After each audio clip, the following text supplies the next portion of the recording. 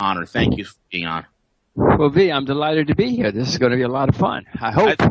I know it's going to be a lot of fun because, sir, you are like a bulldog, and I love how you go after, the nonsense that is out there, and you really say it how it is. You really lay it bare, and there's no nonsense about you. You are a straight shooter, and I love that about you, sir. So, for those that don't know in the audience, if you want to say a little bit about yourself and what you're doing currently, and feel free, Jim. It's all yours.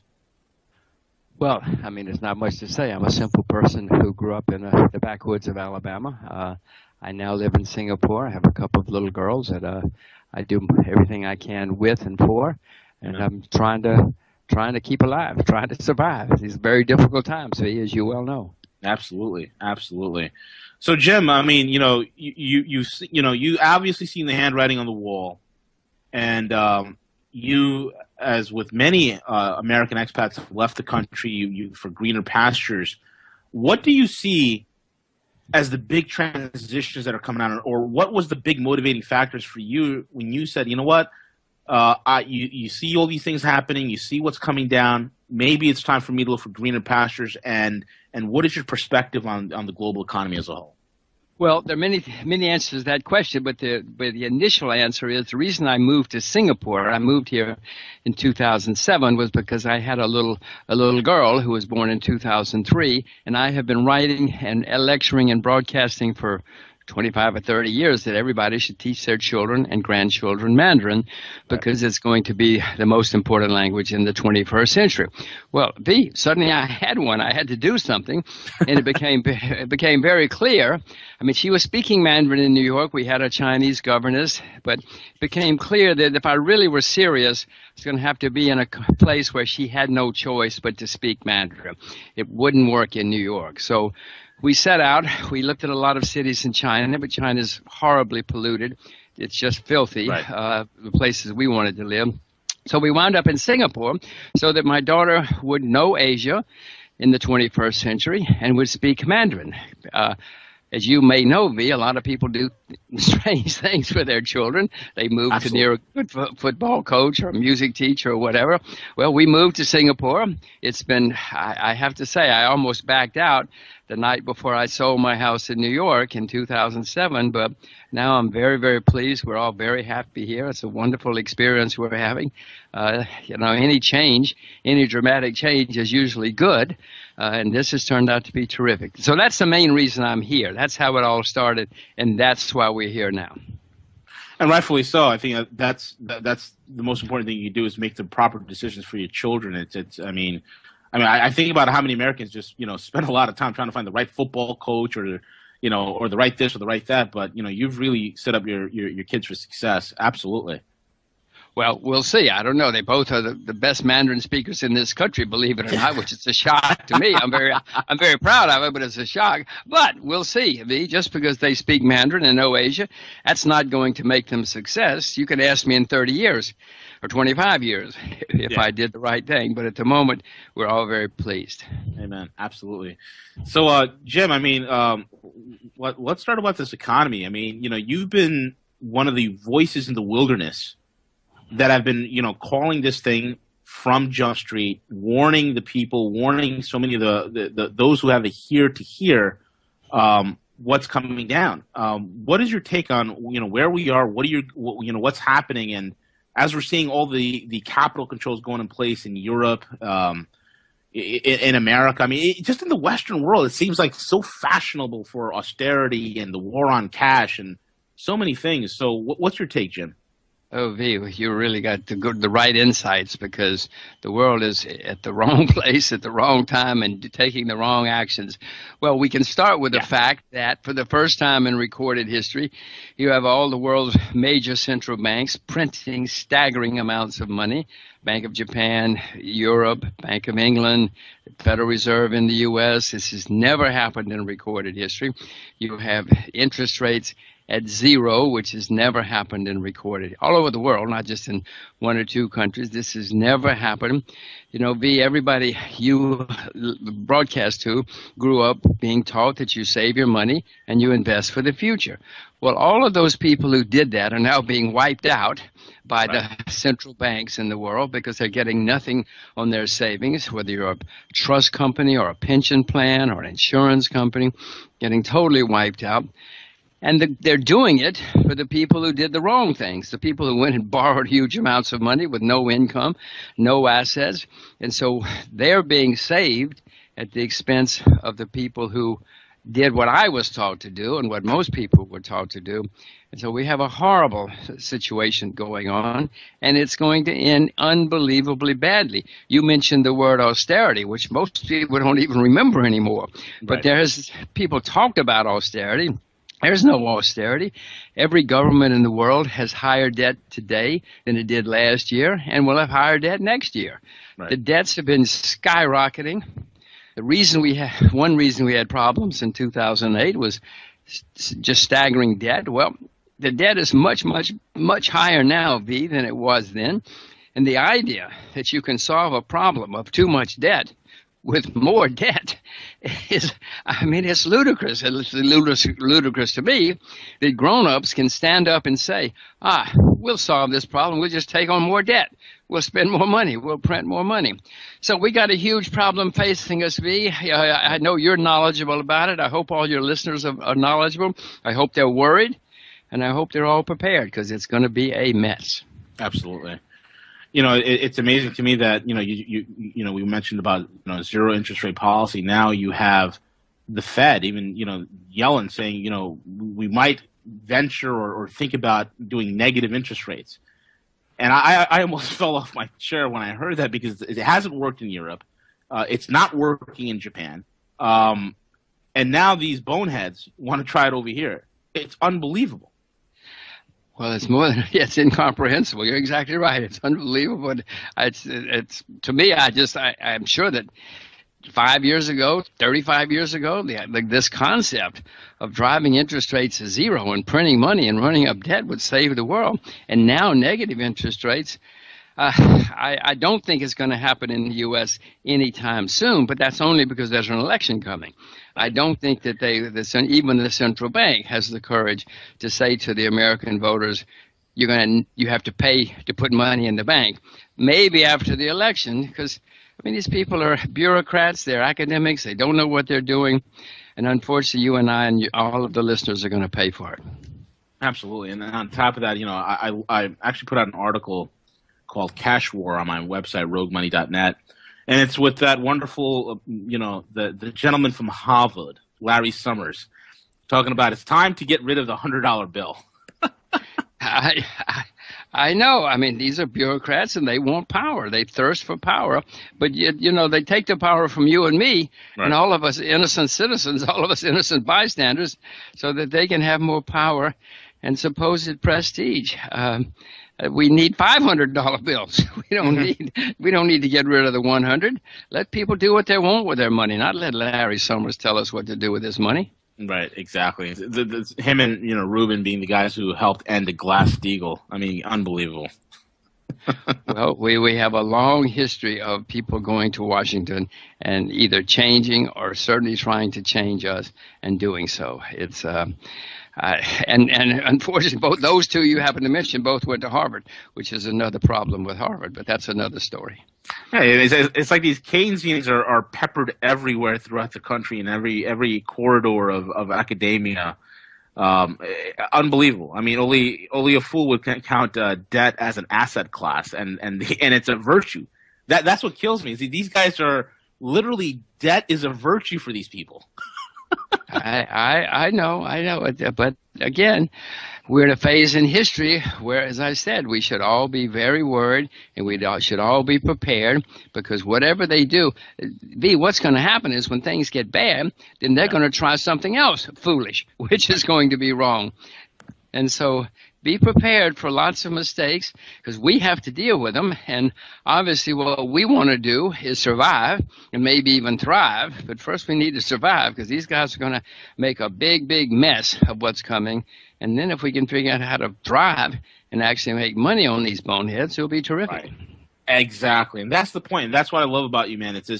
It's all about, leverage. And a lot of people, they would hear, things on alternative media and mainstream media. And oftentimes it is either, pandering towards fear where people feel they don't have any options.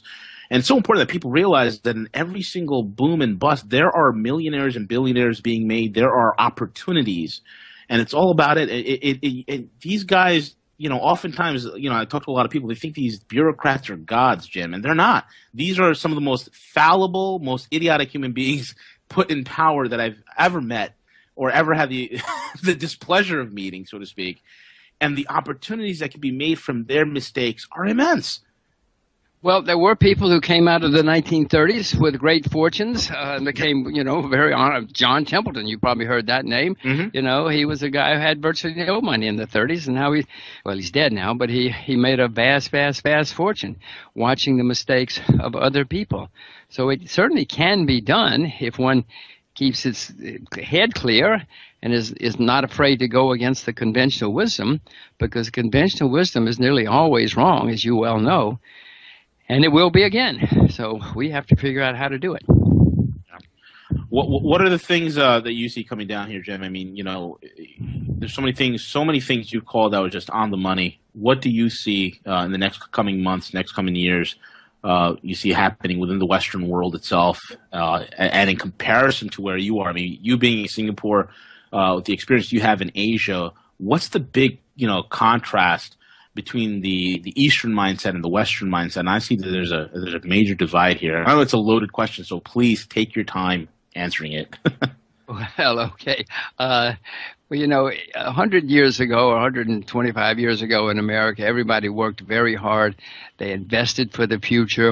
In America, we were a debtor nation as a whole, but we built railroads and factories and highways and bridges, schools. We were investing for the future, and then we got the payoff in the 20th century and became the most successful nation in the world. Now we're the largest debtor nation in the history of the world, but we're spending the money on, we're spending the money on transfer payments. We're paying to make sure the bureaucrats don't lose their jobs. We're not building future competitiveness for our nation, and that's going to hurt us more and more in the end. In Asia now, they have that mindset that we used to have a long time ago. And then the world is full of historical cycles where some countries have it, they lose it, other countries get it. Well, in Asia now, the emphasis is on saving and on education. In America, education is to make sure you have self-esteem. Well, in Asia, the emphasis is to make sure you earn your self-esteem. My kids go to school here, go to public school here, and I will tell you, my kids by the third grade have had more homework than I had in 12 years in the U.S. One of my girls came home from the American Club. There's a club here mainly for Americans, and she said to me, "Oh, gosh, at the American school, they don't even have homework." And she wasn't complaining. She was just making a statement, and she was sitting here looking at but she was sitting there looking at at least a couple of hours of homework every day, and she was in the third grade. So they educate their children, they discipline their children, and they save and invest for the future. They work very hard. In China, when you come to work, you say, how many days can I come to work? Whereas in America, we say, how many days holiday do I get? Right. Now, I'm an American. I love America. I vote. I pay taxes. But I'm telling you, I don't like saying these things at this particular point in America's history. But you ask the contrast with Asia, it is startling to be here. You come to the airport in Asia, and you see a staggering, an amazing airport, which is very efficient in most Asian countries. You go to JFK, and my gosh, you land in a third world airport. Yep. You go through third world immigration. Yep. You get out in a third world taxi. You go on a third world highway. On third world infrastructure. Yes, yeah. I mean, And that's if the police dogs don't bite you on your way in through customs. exactly. Yeah, if you get through customs, If you get through customs. if they don't grab you and say, "Oh my gosh, you look strange to us," I want to send you back. No, it's I mean, again, we laugh, but it's not funny. It's unfortunate. You're absolutely right. It breaks my heart. It really breaks my heart to take my girls there and then show them, well, this is what your passport says, and they see the contrast. I mean, they're old enough now to notice that there are differences and something's wrong, and I certainly notice it too. So you asked the differences. There are big differences in America. We're running up staggering debts. As I said before, we're the largest debtor nation in the history of the world, and the debts are getting worse and worse and worse. And history shows that no country that has gotten itself into this kind of situation gets out without a crisis, or at least a semi-crisis. Right. And it's coming. It's coming. I'm not happy saying it. I'm not at all happy saying it, but it's going to get worse. Be careful. I definitely agree with you. You know, I think it was Nicholas Taleb who said, you know, he coined the term black swans. Looking at the whole geopolitical, the whole geostrategic outlook, it's like we're being surrounded by flocks of black swans. I've never seen the chessboard arrayed in such a way as this, because we have it's not just one thing. It's like multiple things that are all interlinked, where one fuse lit could set off a chain reaction of consecutive events that can cause destruction at an alarming and very fast pace. That's what freaks me out. It's scary. You know, I always say this, Jim. You know, people are like, well, you know, how much more years we have? It doesn't matter how many more years we have. The fact is, we're hanging on by a thread, and the fact that we are hanging on by a thread should provoke you to do something. Well, it's worse than that, because the debts are going so high, and the regulations and controls are going so high that when it hits, I'm afraid it's going to hit, as you point out, quickly. But then the problem is going to be, that the people in Washington are going to say, oh, well, we will save you.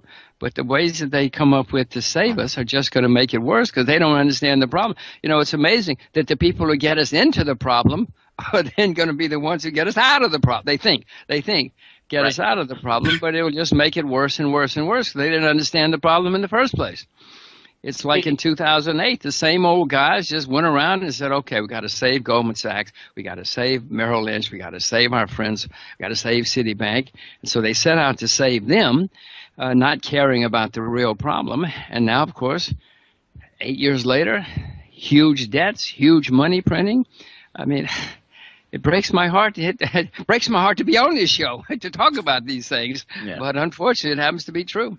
Right. And, you know, you said it best. It's like these are the same guys that cause the problems. I mean, let's take a look at this, where you have a guy like Paul Krugman, okay, Nobel Prize winner in economics. And when I listen to the things that come out of this man's mouth, I ask myself a question.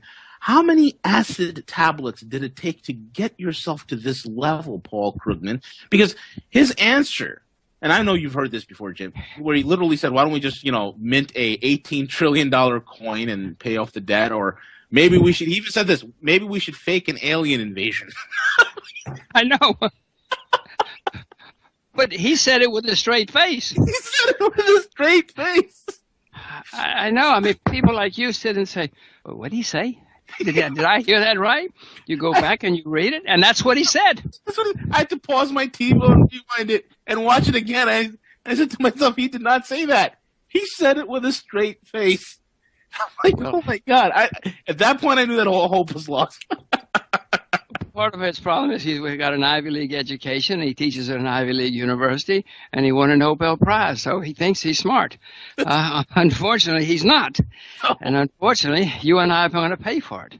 But I mean, Bernanke is the same way. You know, he's got an Ivy League education. What's her name? Yellen.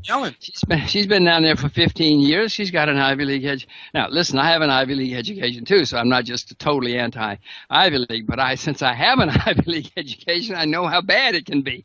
I know how it can ruin people, and it has certainly ruined that crowd.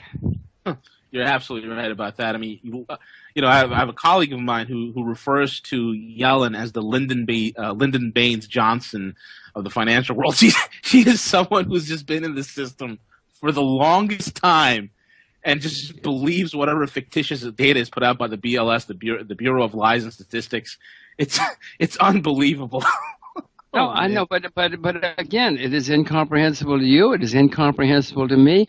But I hope they think they know what they're doing. I hope they're not just complete charlatans. They don't know what they're doing. Unfortunately, people like the New York Times think they do. People like Congress think they know what they're doing. But again, this is the problem that's happening in America. There are some places left. Asia has pockets where people know you have to do things differently. I mean, you talk about the people. I mean, look at Alan Greenspan. Alan Greenspan, who was their predecessor, never really made it in the private sector. That's why he kept getting. He used to be on Wall Street, where he had a company, but it was many people laughed at it. But he did have a company. He got himself a job in Washington 2 or 3 times because he couldn't make it in the real world. Well, he was a man that the press, as soon as he got to Washington, thought, well, he must be a genius. He must be a con. None of them went back to find out who he really was. And so they listened. Every time he opened his mouth, they thought he knew what he was talking about. Every time he opened his mouth, I gagged. But, and he turned out to be hopelessly wrong, as did Mr. Bernanke, as did Mrs. Yellen. Right. But the problem is,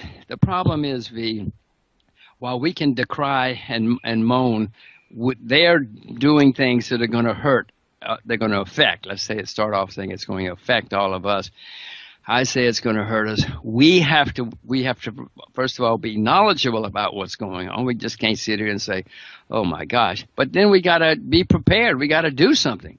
If you look out the window and see a tornado coming, you can say, "Oh my gosh, there's a tornado coming," blah blah blah. But you got to do something, or you're not going to survive. So I know you're helping people figure out how to prepare for all of this and survive all of this. And let's hope we do. Let's hope that 15 years from now, 10 years from now, we're all looking back and saying, well, we survived, we made it, the world has survived, which may not happen, but let's hope it does survive. Right. And so keep up the good work and try to make people understand that this is not an entertainment show. This is real world.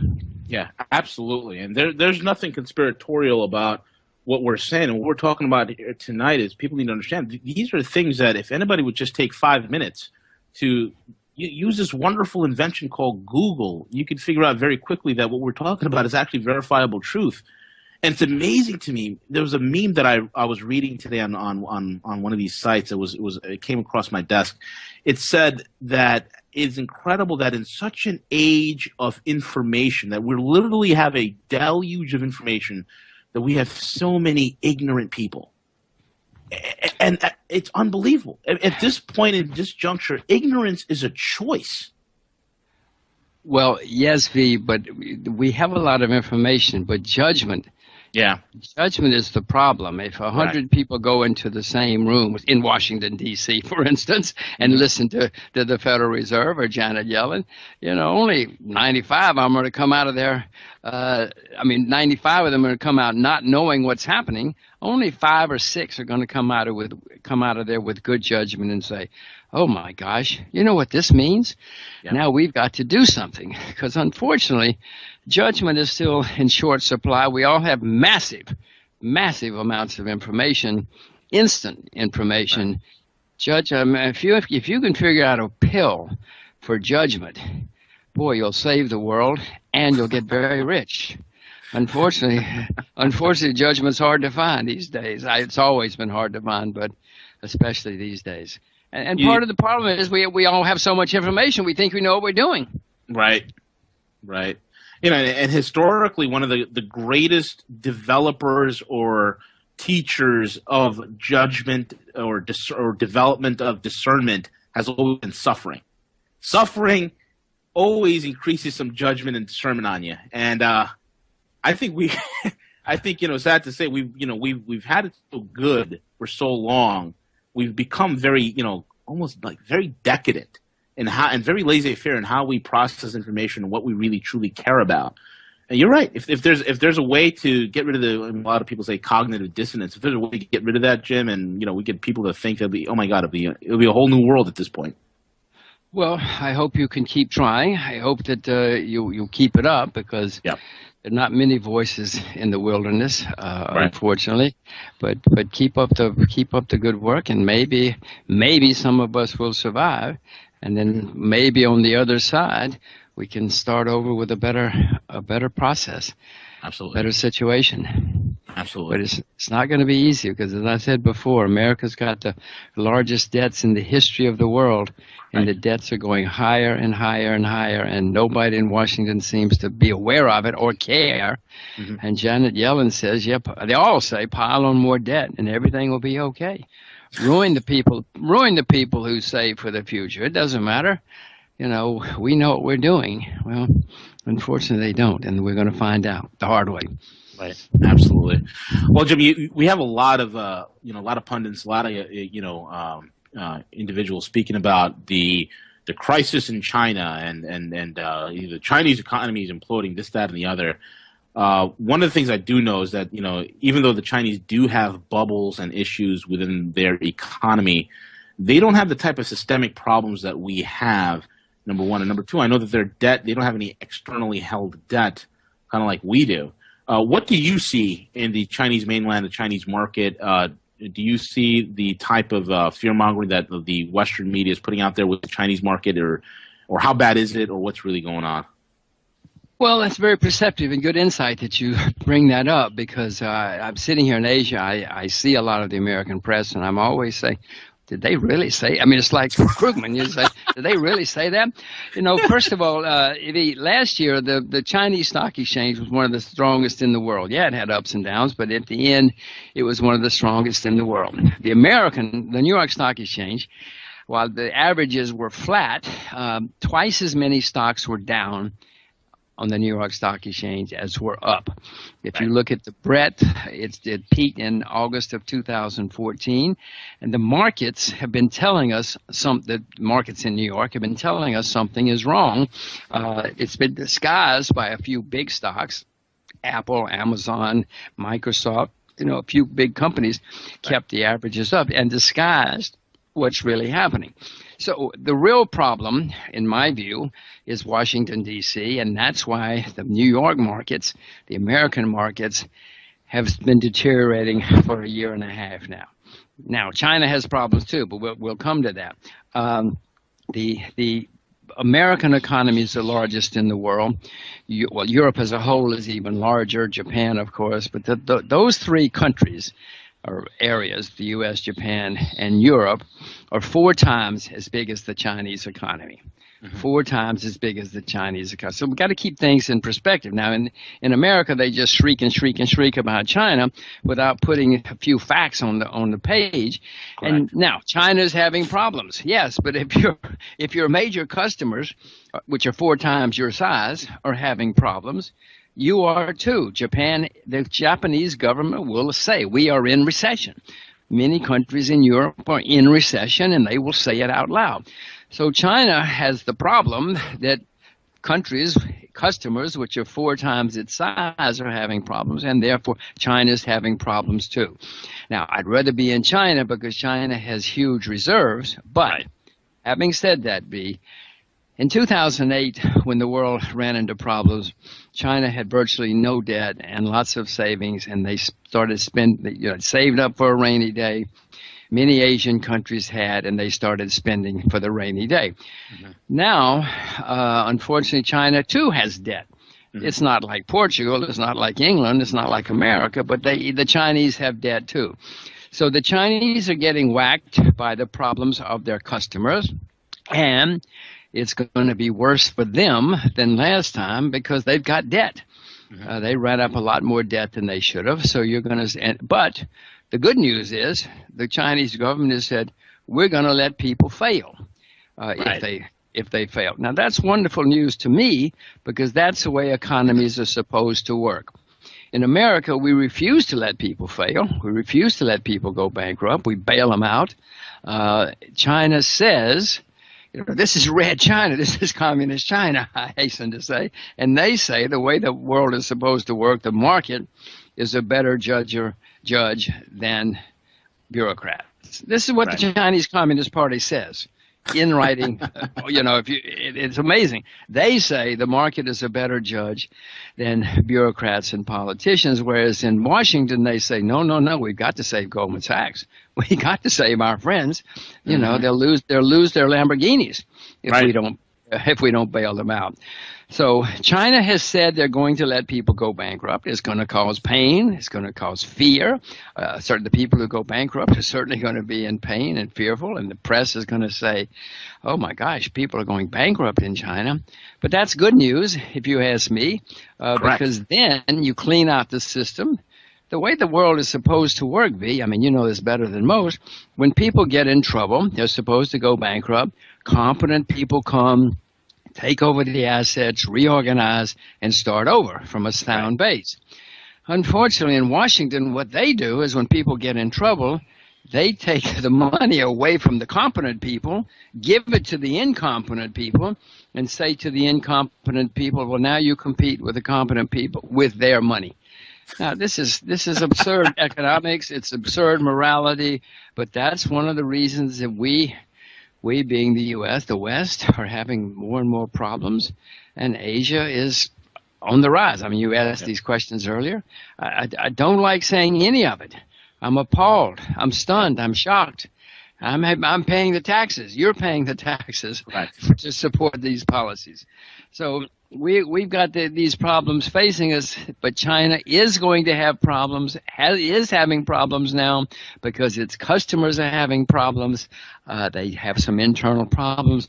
They subsidize some things they shouldn't. Property, real estate has had a bubble in some parts of China, but these problems are minuscule compared to the ones of their customers. But don't think that China's not going to have problems. B, in the 19th century, as America was rising to power and glory, we had 15 depressions with a D. We had a horrible civil war. We had massacres in the streets. We had very little rule of law. You could buy and sell, you can still buy and sell congressmen, but they were cheap in the 19th century. You could buy 3 or 4 for the price of 1 now. So America was a mess, yet we became the most successful country in the 20th century. China's going to have plenty of problems. Don't think they won't. But again, in my view, I'd rather be in China in the 21st century with my investments than the U.S. I agree with that. I absolutely agree with that. It's amazing. I think it was back in the 80s. I just don't remember who it was, but it was a gentleman from the Soviet Union at that time who penned a book. And in that book, he says, as time moves and marches forward, we're going to see Russia and China become more free, and the United States become more enslaved. And then he said something so poignant. He said that the American will go into his slavery beating his chest and yelling to the world how free he is, and the world would look on and just snicker. I was blown away. And now to actually see this happen in my eyes, where it is easier for me to go to Moscow and open a business. It is easier for me to do business in China. It's easier for me to do business pretty much anywhere in the world, rather than the United States. And when I look at the democracy index, that we're like number 43. I think we're slightly above Romania, Jim. we're slightly above Romania. And like what you said, I mean, these are things we kind of laugh about, but we laugh in pain.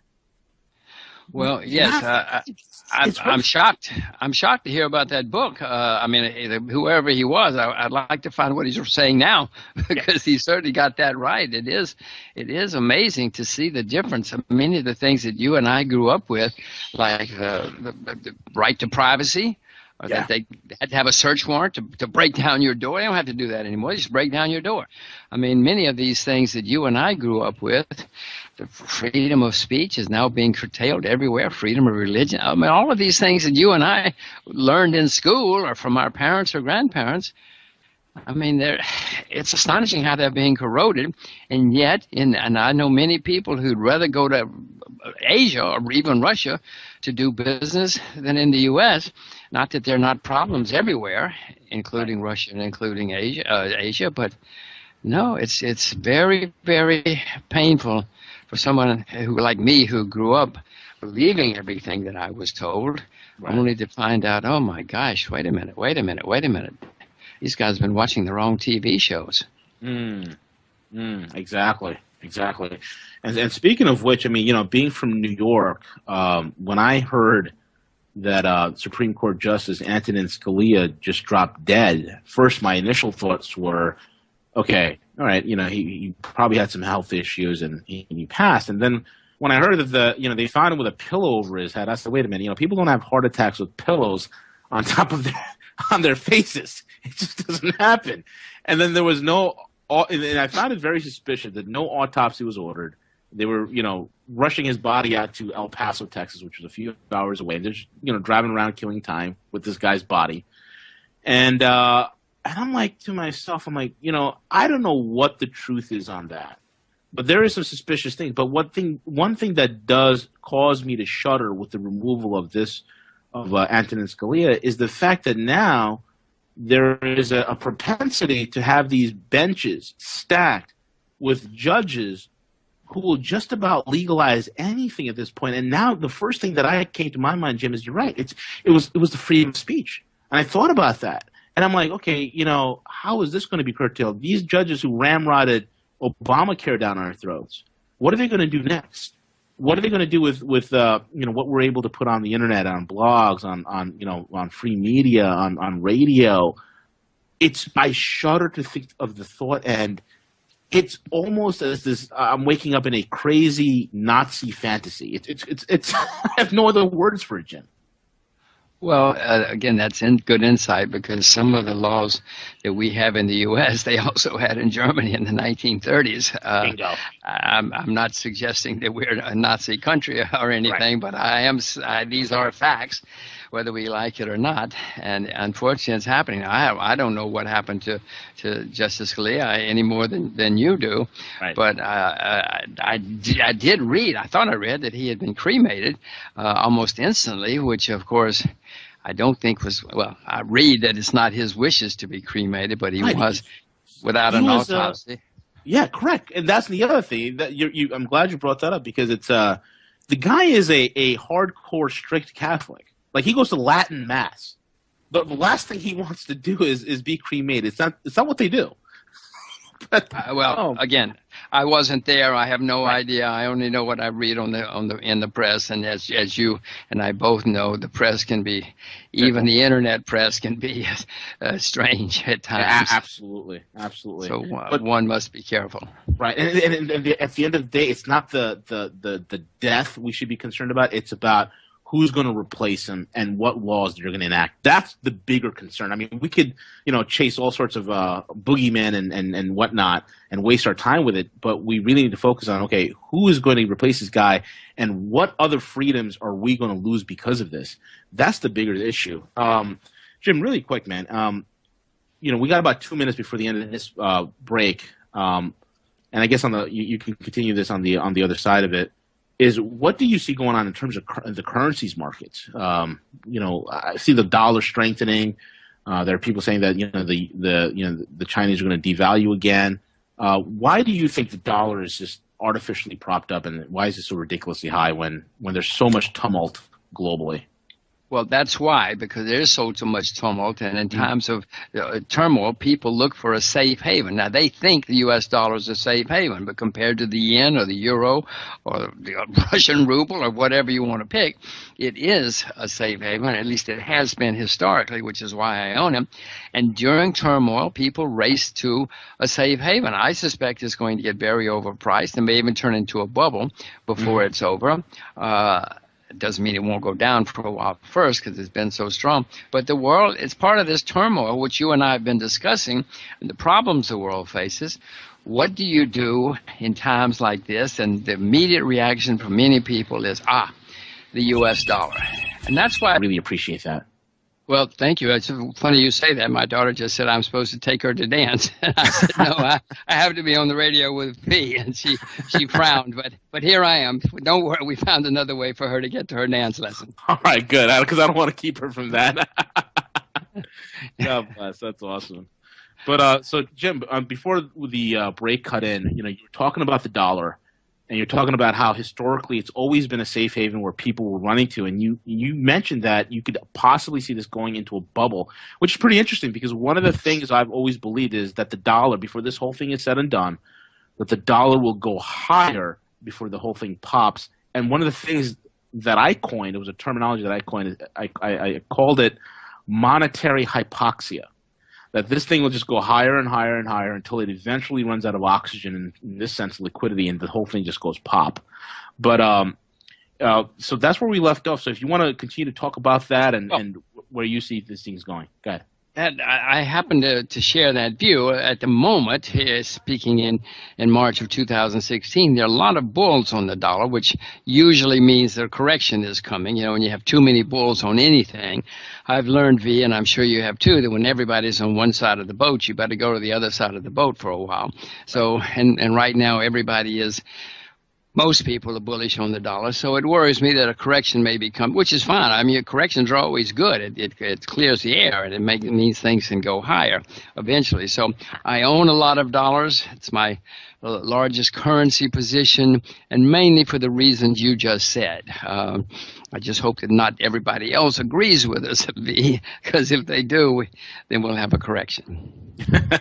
Correct. But I'm prepared for the correction. I hope I can live through the correction. I expect it to come. One of my other large, not nearly as large, but is that I own the Japanese yen, and I own it because there were so many bears on the yen, and it's correcting. So even if it's going up, so even if the U.S. dollar does go down for a while, some of my other assets may help me. Right. Absolutely. What now?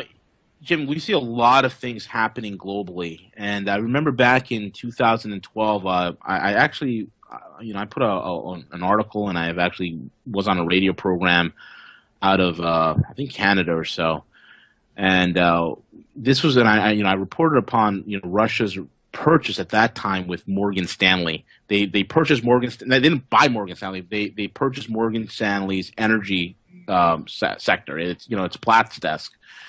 And, when that purchase was done, it wasn't fully reported as to the total amount of, the cost of that purchase. They never disclosed that.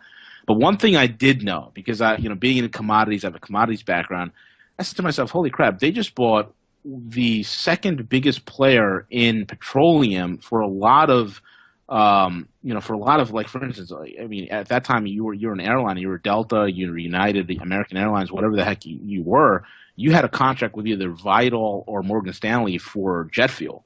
Morgan Stanley's Platts desk was integral in pricing oil. They were integral, and they ran, they had offices in New York, in London, and Singapore, and they also owned through a subsidiary various oil tankers. So that was a big major deal. And I saw that happen. I said, okay, the Russians are definitely going to try and do something here. Will they possibly try to create a counter to the petrodollar? And then here comes November 2015, and all of a sudden they just launched a new pricing model where petroleum is priced in rubles, and as well as they're fiddling around with whether to do it in the yuan or whatnot. And I said to myself, my God, there's the whole entire deal from Morgan Stanley, that whole platform, that whole software, that entire infrastructure resurrected and gone live and active. What do you see, Jim, with the petrodollar as it is the thing that is holding this whole thing together? Do you see that being challenged? Do you see the pressure coming down on that? Well, V, that's you were ahead of your time, because yes, many places now are looking for alternatives to the U.S. dollar for many reasons. Partly because if the U.S. government gets mad at you, if Washington says, well, he's doing the wrong thing, then they they screw you because they block your U.S. dollars, and there's not much alternative. There's no alternative right now. So many people, many countries are starting to say, wait a minute, this is not right. We've got to do something. We've got to have an alternative to if some bureaucrat in Washington gets angry or gets upset. So you see China, Brazil, Russia, various countries trying to now set up competing organizations, institutions, and competing currency. The Iranians now, not that they're our friends, well, they're becoming our friends, but apparently, but they now will only take euros for their money, for their oil. It's kind of like what Saddam did. Yeah, well, yeah, exactly. But the Iranians got a treaty with us first, so right. We didn't haven't assassinated them yet anyway. So it's having the Chinese, as you know, and many other countries are now setting up alternatives to the World Bank and the IMF. And my goodness, we certainly need alternatives to those corroded institutions. They're mind-bogglingly bad. So you're seeing changes, huge geopolitical, economic changes taking place in the world. And partly we, the U.S., are bringing it on ourselves because we've gotten so belligerent and so arrogant that we just say, you either do it my way, and my way being the bureaucrat in Washington, or too bad for you. So it's happening. There are alternatives. You said the Russians are pricing in your rubles now. I actually own some rubles at the moment, not many, but a few. The Chinese are setting up. There was many countries, as you know, when China said, we're going to set up an alternative to the World Bank and the IMF, the U.S. said, no, you're not. No, we're not going to let anybody join. And the next thing you know, the British, nearly all of our allies said, hey, we're joining. So the U.S. is just about the only big guy that didn't join. Yeah, everybody else. Us and the Japanese, from what I heard from an inside source, was that the Japanese were going to join, and all of a sudden they got Kuruda and Abe got a call in the middle of the night saying, knock it off. No, I know that happened. We all know that happened. That right. Washington called many people and said, don't join. But to their shock and mine, many people said, well, I'm sorry, Mr. Washington, D.C. We're doing it. We're doing it. Many of our European allies, many countries have joined up because, I mean, I'm not the only person who sees that Asia's on the rise. Many people see that. And the reality is that you cannot just stay with one monopoly provider for anything, especially if that monopoly provider is becoming corroded and in some cases even corrupt. I totally agree with you. And the World Bank and the International Monkey Fund has they are archaic and corrupt institutions, and they're being done away with. And it's pretty interesting when I look at the landscape, Jim. I see those Western institutions corroding and going away, and with it, its controls, its mechanisms. I mean, let's look at it this way: the IMF, for all intents and purposes, is an unfunded white elephant. It's an empty office. I mean, the Chinese have been, being the main funders of it for the last 2 years. Washington has done nothing with it. So I'm looking at these derelict, neglected institutions that have, once been the vaunted, power centers for a lot of Washington's foreign policies, economic policies, and things of that sort. And I'm seeing that whole entire change with the AIIB and the new development bank, formerly known as the BRICS Bank. It's amazing. And then I look at also what's going on with Brent and WTI. I remember when WTI, the West Texas Intermediary, was the benchmark, and that's like dying away. And now it's Brent, and then you look at Brent's dying away because every single one of those, North Atlantic, North Sea oil reserves, they're all running dry.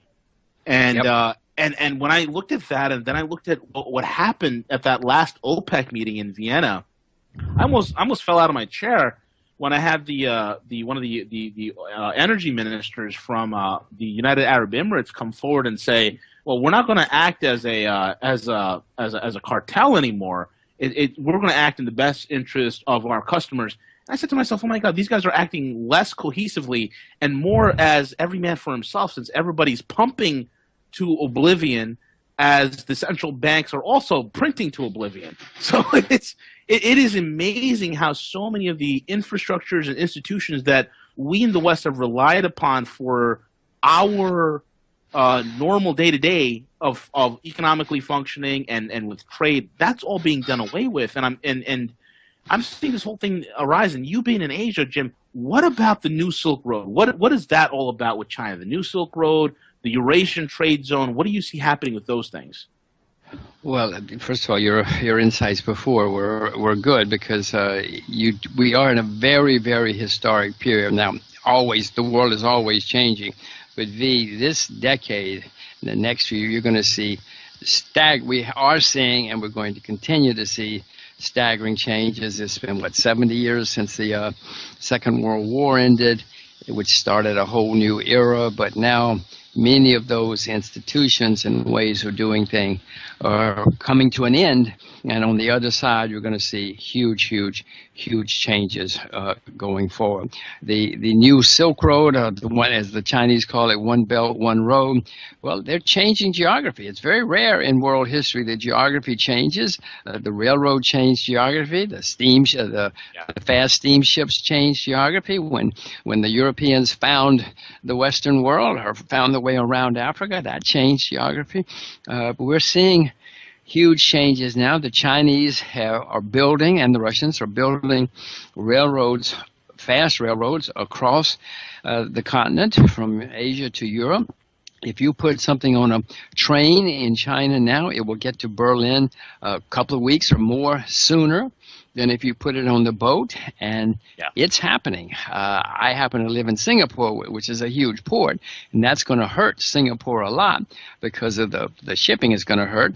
But it is changing everything you and I know about the way the world works. They're building railroads across Myanmar, which will cut out Singapore entirely, shorten the boat trips enormously. And, you know, if you had lived on a city where the interstate highway came in America, you really did very well in the last few decades. Likewise, 100 years ago, if the railroad came to your town, you did extremely well. Well, and I'll tell you an interesting story along this. Well, I'll come back to it. But that's what's happening now with the One Belt, One Road.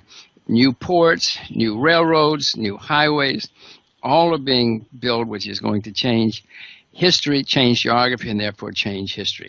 So you should be aware of it. There are going to be opportunities. Some people are going to suffer. I mentioned Singapore, where I live.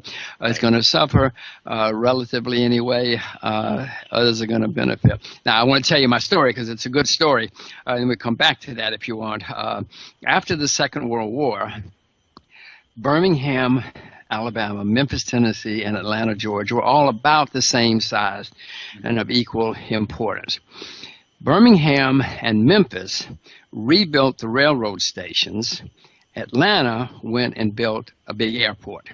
Now, you know the rest of that story. Birmingham and Memphis continued to go into relative decline. Atlanta is now one of the major U.S. cities, even a world city, because somebody in Atlanta saw that that the world was changing, and they put their money and their efforts into aviation, airports, air traffic. Atlanta and Birmingham looked back. Memphis and Birmingham looked back, and that's what's happening in the world now. The people looking forward are going to do extremely well. The people looking backward are going to go into decline, or at least relative decline. Yeah, I definitely agree with that, especially when I was reading about the New Silk Road. What would take a 42-day sea journey, by waterway, and they were able to cut it down to 14 days is unbelievable. Yep. And if that high-speed rail system is set up with Kazakhstan, if that goes implemented, I don't know if they started on that or not. They're saying they could shorten that down to 10 days, and that's just massive. Massive. And this is what kills me here, Jim. We must be ruled by idiots because we have this backward gunboat diplomacy, this failed British model of conquest that we're so hell-bent upon, where we go into a third world country or develop an emerging economy, and we literally have them at gunpoint, give us the goods, this is a stick-up, do what we say, and nobody gets hurt. Whereas I see the Russians and the Chinese and even the Indians, they're going into these places like in Africa, and they are cutting mutually beneficial deals. And I remember from studying history, when you looked at the old colonial European powers and what they did in Africa, they would have, rail lines, and those rail lines would go directly from the mines directly to the ports, and that's how it always was. But what the Chinese and the Russians are doing, they're literally building infrastructure where the rails are running everywhere, the highways are going everywhere, hospitals are popping up, and people are willing to trade with them. And it's amazing to me that and I believe that, being an American, we're like the greatest businessmen. We're so business savvy. And to see other people in other parts of the world literally winning the world over without firing a single bullet, I stand at awe. Well, I stand at awe and I grieve as well because yes. I am an American citizen and my family are the same. It's very good insight about Africa because we would go there and we would say, okay, now this is what we want, and you do things our way, which didn't make a lot of Africans happy. The Chinese go there now and say, okay, we will pay you top dollar for the assets, and then we'll go away and leave you alone. You leave us alone, and everybody will make a lot of money together, and you do it your way, and we'll do it our way. Now, the Africans, again, I don't like this. I've been to Africa many times, but you will see that the Africans really, really are flocking to China, and China's flocking to Africa. The Chinese have had every head of state from Africa into China several times in the last few years. They've had big gatherings. The Chinese leadership have been to all the African countries. I think even Obama's only been to one or two. Virtually no American presidents have been to Africa in the past many decades, and the Chinese are everywhere. And people wonder why someday, we're going to wake up and Washington's going to start screaming about who lost Africa. You lost Africa, Washington, D.C. You neglected them. You bossed them around. You were arrogant, and the Chinese went there and did what good capitalists do. They paid top dollar, and they're running top businesses and building top infrastructure. We, Washington, D.C., lost Africa, and it's another thing that we're all going to grieve about in a few years, not decades, years. I'm grieving about it now because I love Africa so much and have been there so many times and seeing it happen. I totally agree, and it's amazing. I mean, the first thing we do in Africa, the first real major American presence, it's not an infrastructure project. It's not a trade agreement. It's not a economic project. It's not even a humanitarian project. The first major thing that the United States did in Africa is AFRICOM. African Command. It was a military venture. Yep. Unbelievable. And I say to myself, the amount of money that is wasted on defense, it's ridiculous. And, one of the things I've noticed, Jim, is, back in the days, these bureaucrats start these bridges to nowhere. Mm-hmm. And I look at how over-budgeted and overspent the defense industry is, and now I think we really have defense projects to nowhere. I mean, whereas, you would have a bridge project, which would be maybe, $10 million, a couple of million, $100 million on infrastructure.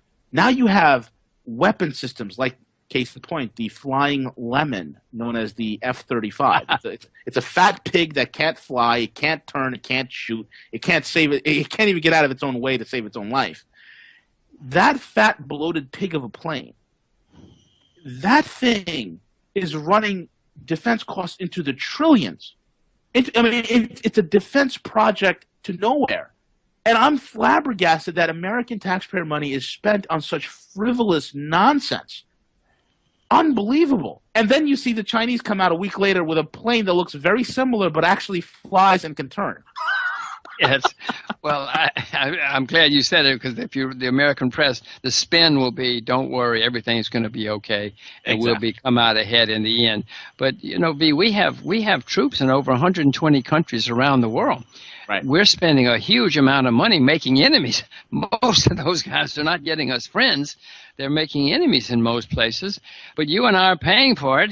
We have huge problems in the U.S., and yet we're spending staggering amounts of money on all of these, on planes that don't fly, on things that sit around costing money and making enemies. And I just to go back to the Chinese for a moment, the Chinese don't have armies stationed around the world. Unfortunately, they're spending all their money at home developing their own economy, their own schools, their own infrastructure, whereas we're spending our money on making enemies. And again, it grieves me. I don't like saying any of this, Right. but it's 2016. I have to live on facts and what's happening in the world and analysis.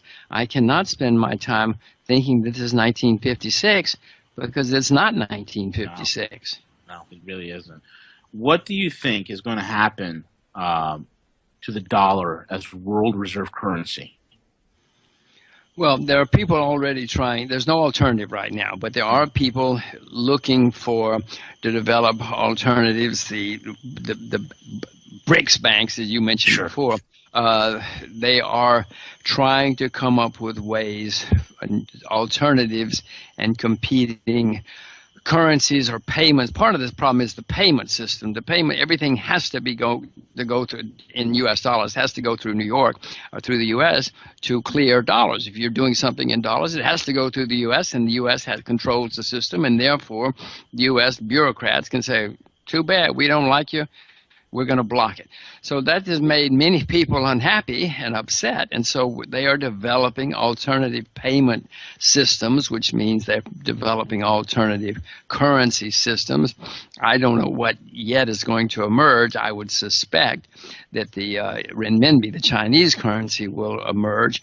I mean, that's a crazy statement right now. It's not even a freely tradable currency at the moment. It's moving in that direction, but the only thing I can see on the horizon would be the renminbi.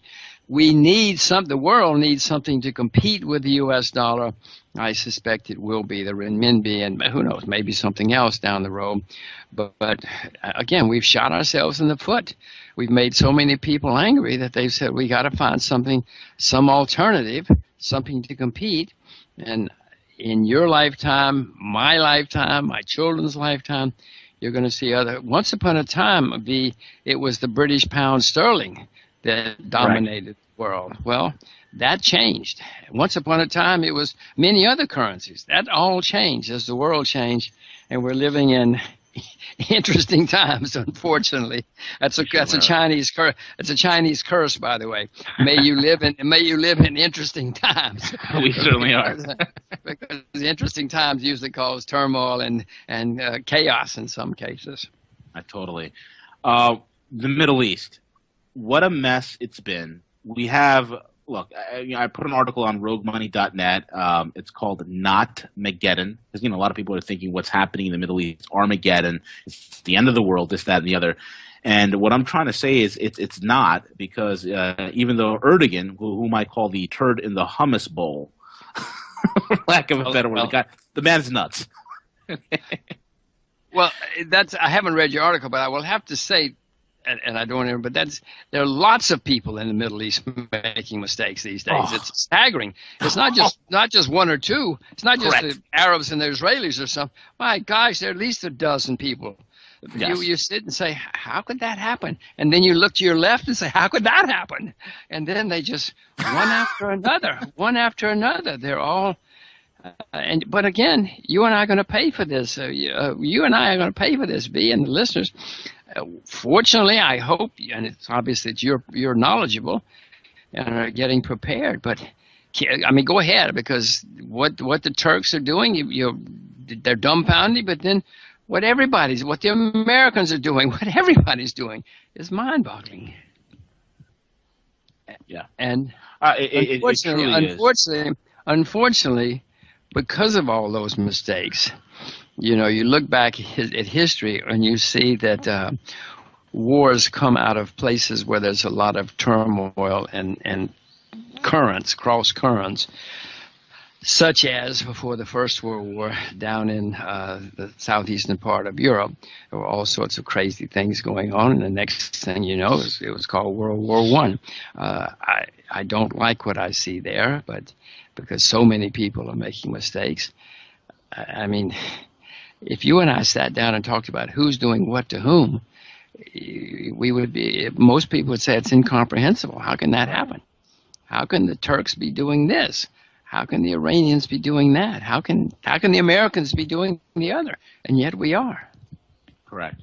Absolutely right. And, I look at the whole entire situation. I see it's almost as the gall that the Turks have in the sense of, here they are. I mean, the Develtalu, Erdogan's right-hand man, being in Berlin a couple of weeks ago, I think it was, or a month ago, where he was literally telling the European delegations that were there that either A, you give us cash, B, you give us concessions, and C, you accelerate our membership into the EU, or otherwise we're going to just keep on opening up the spigots for these refugees and these migrants, quote-unquote, to start pouring into your border to making it your problem. And I was flabbergasted by the thuggery, the pure thuggery of this whole entire thing. And then when the Germans, and even the American delegations that were present, they said, okay, well, you're going to stop killing the Kurds, right? And they're like, no, we're going to keep killing the Kurds. Right. I was dumbfounded. Listen, I will repeat. We could spend 2 or 3 days talking about who's doing what to whom in the Middle East, and we could start with the Turks if you want to. We could start with Mr. Erdogan, but I assure you 2 years from now, Mr. Erdogan or whoever his successor is going to be doing equally strange things, but so is everybody else. It's the escalation. I mean, look at Libya. We're bombing Libya now. And why do we leave these people alone? If you ask me, not that they would, because it's too radical for them, I would just say, listen, let's just leave them alone. Let them kill each other off. They all hate each other. They're all trying to kill each other. Let's let them do it. And then they will solve the problem. We will save huge amounts of money, many, many, many lives. We can protect America. We can spend the money in Nebraska or Oregon or wherever you want to spend it. Let's just let them blow each other up. Why are we blowing them all up? Because that's not helping us. And so, yes, I agree with you. It doesn't matter. But from my view, it doesn't matter whether you're talking about Erdogan in Turkey or it's Joe Smith in someplace else or Mary Jones someplace else. They're all doing it. And we're getting involved. And we should leave them alone. Let them blow each other up. Right. I agree. But that wouldn't fit the neocon model, unfortunately. They just have to get involved.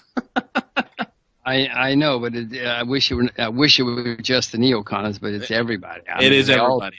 I mean, Hillary Clinton thinks she's smarter than you, V. She thinks she's smarter than everybody. The Clintons went to Ivy League schools, and they think that they're smarter than all the rest of us.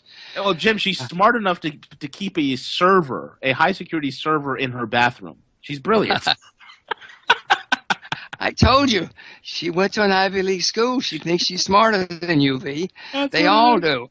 They all think they're smarter than you. Yeah. And they tell each other. They tell each other every day. Well, you know, we're better educated, we're more knowledgeable, we can make better decisions than other people. Unfortunately, they cannot. The market is smarter than they are. The world is smarter than they are. Unfortunately, you and I are paying for it. Correct. So Jim, in terms of some of the solutions here, one of my favorite topics is precious metals. What is your take? Where do you see metals going, and why is it important, and why is countries like China and Russia and India stocking up on it at a rapid clip? Well, I own a lot of gold, a lot of silver. I haven't bought very much in the last few years because I expect a great opportunity to buy gold will come up. It may not. Who knows? If it does, I'll buy. I hope I'm smart enough to buy more. If it doesn't, I certainly own plenty. Gold and silver have been around for a few thousand years, and I'm sure that I know that there are many politicians who say that we should ignore gold and silver, but that's for their interest. It's not for your interest or mine. Fortunately, I would like to go along with, the great unwashed, all of us who are so dumb that we don't know that gold is barbaric and should be abolished, and I own it, and if it goes down a lot, I'm going to buy a lot more because my view of the world is there is turmoil coming. The way I actually think it's going to happen is the dollar is going to go higher, as you and I discussed. Yep. That may put more pressure on gold and silver. If so, when the time comes to sell my dollars, if it works that way, then gold and silver will be down, and I can swap my dollars for more gold and silver, or who knows, it may be the renminbi or something else. But that's how I see the world evolving. I own it. I mainly own coins because if you own bullion, it's hard to go into the grocery store and say, hey, I need 3 loaves of bread, because the guy can't. First of all, he doesn't know. First, he doesn't know if your bullion is real or not, and second of all, he can't make change. So here's my 400-ounce good delivery bar. Exactly. Guaranteed by various and sundry people. Well, he's going to look at you and say, "Well, thank you, I'll take that," but I cannot give you change. Take as much bread as you want. So I mainly own gold and silver coins, but I concur with you. Now, there's a big move in the world to get rid of gold and silver by many governments because they don't like it. They want to have a cashless society, which will put even more pressure. Well, I'm not sure if it'll put more pressure on gold and silver or make more demand for gold and silver, because if we cannot have cash, then the only alternative may be at that point gold and silver. But these guys, they're going to do things like make it illegal to do business in gold and silver. Right. They make it illegal to take gold and silver across borders. Mm-hmm. They're after us. They're always after us to maintain their own power. But I own it. I would be buying more, but I have to continue to listen to Revolution Radio, I guess, to find out how it's all going to evolve. Right. Are you bullish on gold and silver? I'm a huge thing. One of the things I've been saying for years is I don't care what the spot is. I'm going to keep buying. Of course, I buy on the dips whenever it drops low, and I hold it. And the last couple of months, it's been great buying opportunities in gold. The company that I'm working with that's in Hong Kong and as well as in Singapore. And one of the things I'm able to do, just being talking with these guys, and because they see a lot of the movement of gold globally, there is such a fever pitch in Asia. Like when I see these pictures coming out of Hong Kong, where people are lining up 10,000 deep, waiting online, and they're not waiting online to buy the newest iPhone. They're waiting online to buy gold because the spot price just went down, and they're gonna jump on it. It's tremendous, man. And when I see the changes that are happening in the London price fix, that's literally going to shambles. Kind of like how the banksters got rid of M3 money reporting. We knew that something was up in January 30th of 2015 when they got rid of the gold forwarding rate, the GOFO rate. When they got rid of that, showing you the real market demand for gold. When they got rid of that, we knew that something was seriously being cooked up here because the manipulation that's been occurring on the back end has been tremendous. But that's because they don't want you to be independent. Correct. They don't want you to be able to escape from their clutches. Right. They want to maintain their power. And I want to remind you, they're smarter than us. Correct. They went to Ivy League schools, and they're smarter than us. They know what's good for us. Yes. We live in the land of the free, but we're not so free anymore because they are smarter than we are. Right. And they don't want to lose their jobs. Right. They don't want to listen. And their paper will save us. Yes. Oh, yeah. If not their paper, something will save us. Don't worry. Exactly. We're smarter than you. We will save you. Oh, my gosh. One of the things they're not good for my nervous. This conversation is not good for my nervous system. I think if we ever have this conversation again in the future, I think we both need to sit down with a nice drink on the side, and then we'll be able to discuss all this. Take more than one drink, more than one, I'm afraid. Well, I owe you a couple of cold ones, Jim. Okay, I accept. Unfortunately, it's 10 o'clock in the morning here, so I'm not going to have one now. No, it's too early. Yep. It's too early. You know what's astounding to me, Jim, is that is when I look at when I travel the world and I talk to people from all over, is how many people that are abroad that live in other countries have offshore accounts, or they have things set away that nobody else could touch, or they have offshore asset protected trusts in various safe jurisdictions. And like for instance, in Saudi Arabia, like 80% of people that are in Saudi Arabia, or a good chunk of them, have an offshore account or something of that sort set up. And when I look at the average American, where less than 2 or 3% has anything set up offshore, it's unbelievable. And I see the importance of it just to have some sort of monetary freedom. Well, I look at it as insurance, if nothing else. Everybody listening to this has health insurance, car insurance, fire insurance, life insurance. You hope that you never have to use your fire insurance. I look upon international diversification as an insurance policy of nothing else. If the world doesn't come to an end and all your money's in the U.S., fine. But if you ever need your fire insurance or your health insurance, you're very glad you have it.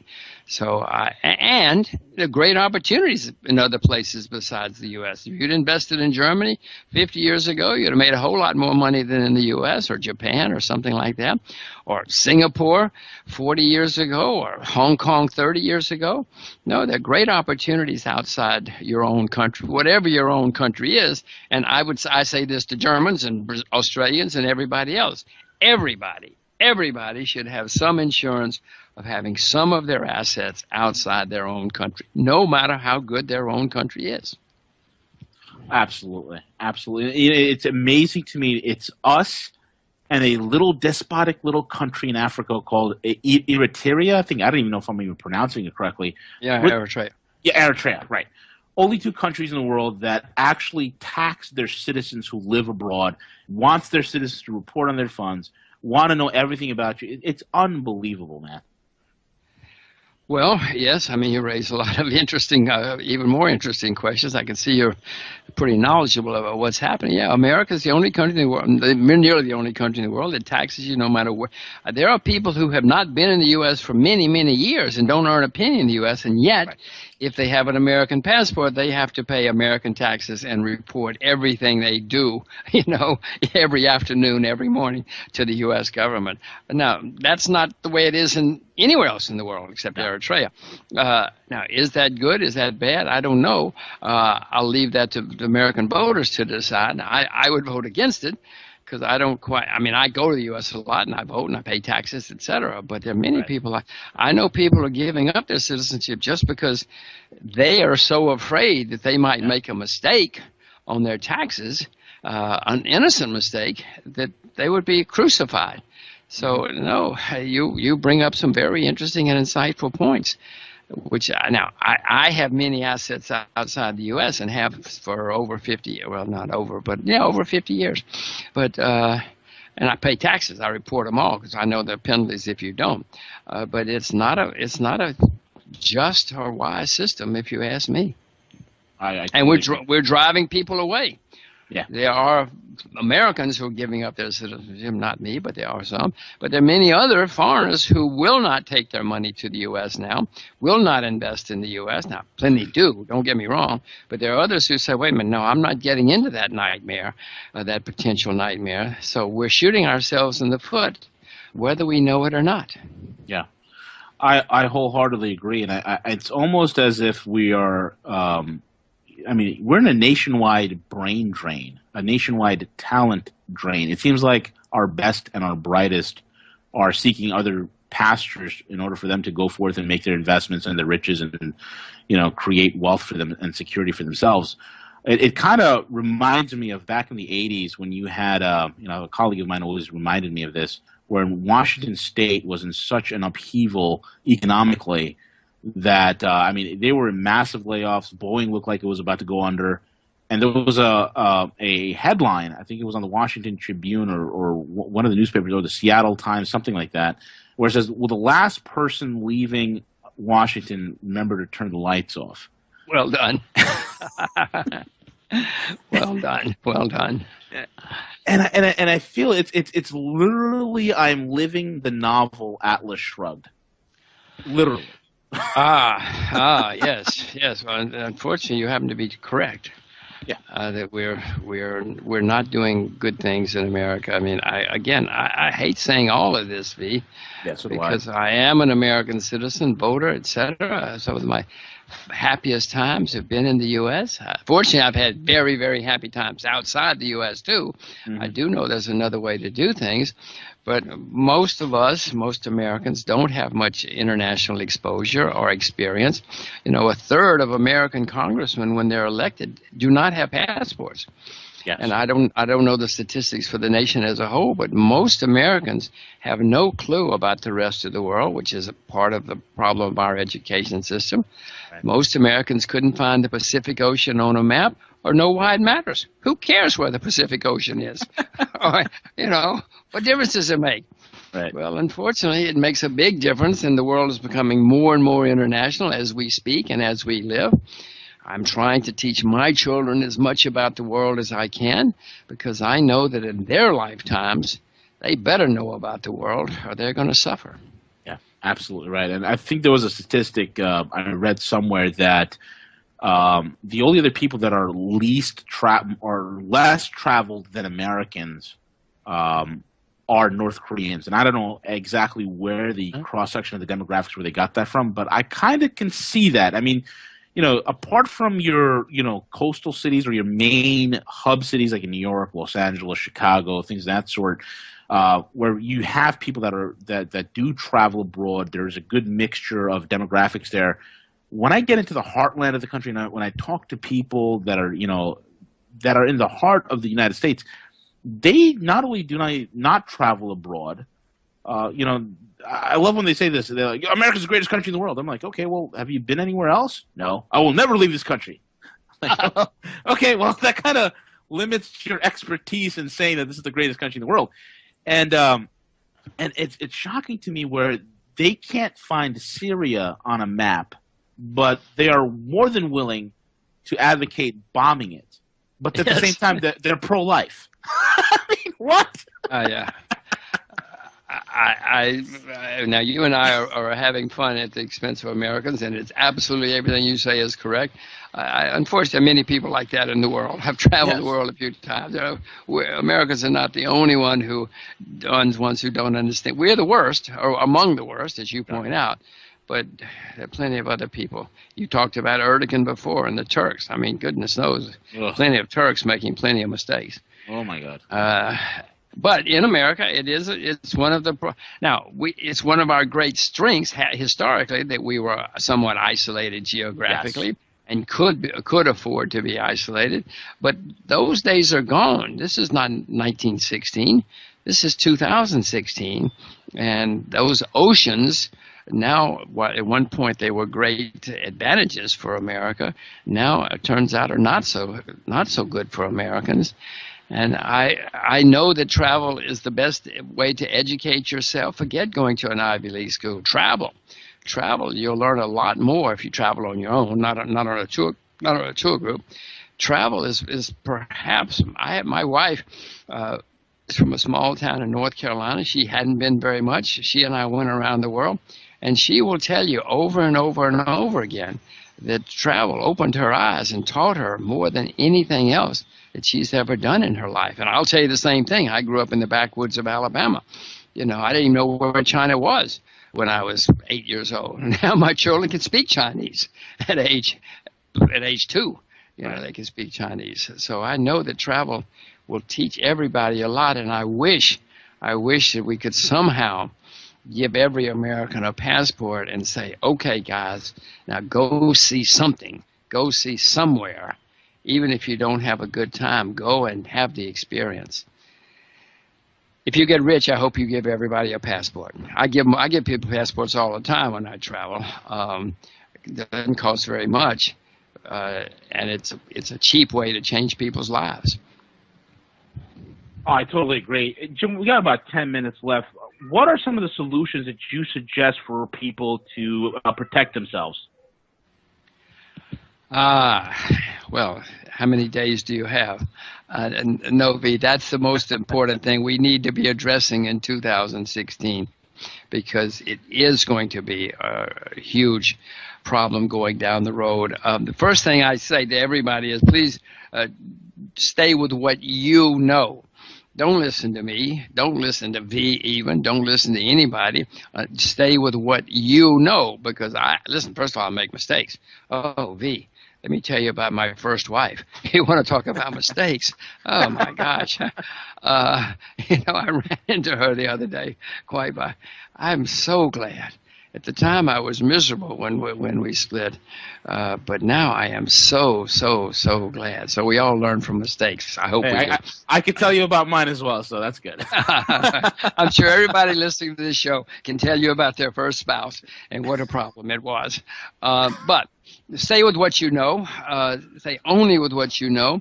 I can tell you what I'm doing, and I have told you some of the things I'm doing. But if you don't know anything about gold or investing in currencies, please don't do it until you yourself are very knowledgeable about it. Because if you stay with what you know, when problems come, you'll at least know why you own that, and you'll know what to do with it, because you know more about it than I do, for sure. But I urge everybody to learn something about the world. Everybody probably has some country that they read about or like or partial to, even if they don't have a passport. I suggest you get a passport and go visit that country and learn more about it and maybe put some assets there. That is very high on my list of priorities, that everybody have some of their money diversified into another country, but don't invest there until you know about it. The main thing is invest in what you know. Now, things that I'm very keen on agriculture. Buy yourself a farm. But if you don't know about farming, if you don't like being in the sun, you probably shouldn't buy a farm or become a farmer. But I'm very optimistic about some countries in the world.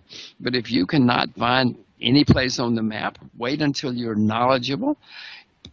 I mean, even Canada, most Americans unfortunately can't find Canada on the map, but Canada might be a place just next to us. You might think about learning about Canada or other countries that are close by. So international diversification, agriculture, precious metals at the right prices, what you know most at the right prices, that's where you should invest. I can give you a long list of things, but my first thing would be, don't listen to me. You can listen to me for suggestions or ideas or places that you can investigate yourself. But if you start listening to people you hear on the radio or people you hear on the internet or people you hear on the television, you're going to lose a lot of money, a lot of money. Right. So the most important thing is, and if you don't know anything about anything, which is understandable at the moment for many people, start learning, start educating yourself. Put your money in the bank. At the moment, in my view, the U.S. dollar is okay. Put your money in the bank while you educate yourself. Save more money, do more education. There's going to be a time, which V and I have discussed before, that the U.S. dollar is not going to be a good place to be. But at the moment, in my view anyway, it's okay. I own a lot of U.S. dollars. But V, I want to emphasize again, don't listen to me or anybody else. Stay with what you yourself know. Right. You can listen to V, but don't listen to me. And what I would always say is empower yourself. You know, if you haven't learned something, now's the time to learn. I mean, we're heading furlong into a fork in the road. Either you're going to be powerful or you're going to be pitiful, but you can't be both, folks. Now's the time to get educated, motivated, learn. And I think, Jim, I think as time is going on, I think we all need to be like think tanks, where we take in a lot of intelligence, a lot of knowledge, study it, hold on to that which is good, hold on to that which is beneficial for us, discard the rest, because all the solutions that are given, it's not going to work for everybody. One size does not fit all. We all have individual needs, individual concerns, and you have to be educated enough to figure it out. I mean, we're at the stage right now, Jim, like, most people, they open up a brokerage account with a broker. Okay, well, now the market, we went from, performance-based to just volume-based, where, it's not about the client anymore. And I hear horror stories from people that are saying, hey, my fund is getting bled out. And people are just asking their broker, can we just stop the bleeding? They're not even asking to pull the fund out. They're not doing any of that. We just want to stop the bleeding. And the guy on the other phone is like, there's no problem, and they just hang up. I know. That's why, V, I want to say, if people only remember one thing from me, it is don't invest in anything unless you yourself know a lot about it. It's better to earn 0.5% a year than to lose 0.5% a year, Absolutely. much less to lose 5 or 10% a year. So please do nothing. Do nothing. Don't even listen to V unless you yourself know a lot about what you're doing. Maybe I shouldn't say don't listen to V. No, do your own homework. That's the most important thing. That's how we empower people. Don't take our word for it. Do your own homework, but just use this as reference material. That's all it is. Just reference us and find out if what we're saying is legit, if it's true, and then do your own work. Put your back into it and learn. Well, that's good. If you say, well, I heard some guy on the radio say he was bullish on agriculture, and so I'm going to go learn about agriculture, and because I really like being outdoors, I like growing things, etc. And you do it, fine. But if you don't like agriculture, if you don't think you could grow a petunia, much less a pumpkin, then for goodness sakes, don't do it. I couldn't. I'd be a terrible farmer. But I'm very optimistic. I found other ways to invest in agriculture, but I certainly know enough about myself. You don't want to put me on a tractor. You don't want to put me out there trying to milk cows or grow things. Some people love it. Yeah. And it's got a great future in my view. Definitely. Jim, we got about a minute left. Why don't you give out how do people find you? Talk about your book real quick and your website. I don't have anything to sell, I'm afraid. My books, you can go by my website is www.jimrogers.com, but that basically, I went around the world a couple of times. That is about one of my trips. It does give my public speaking schedule, and my books are listed there. But I don't have much to sell, I'm afraid. I'm just a simple person trying to stay alive, trying to survive. Jim, thank you, man. God bless you. It was a lot of fun. I hope to do this again with you. It was an honor. It really is an honor to have you on, man. I'm honored. I'm honored. I'm flattered. I'm flattered that Revolution Radio would give me the time of day. So please keep up the good work. Help people, because it's going to be very, very. Everybody should be very worried, and get prepared. Definitely, Jim. Thank you so much. I will be shooting you an email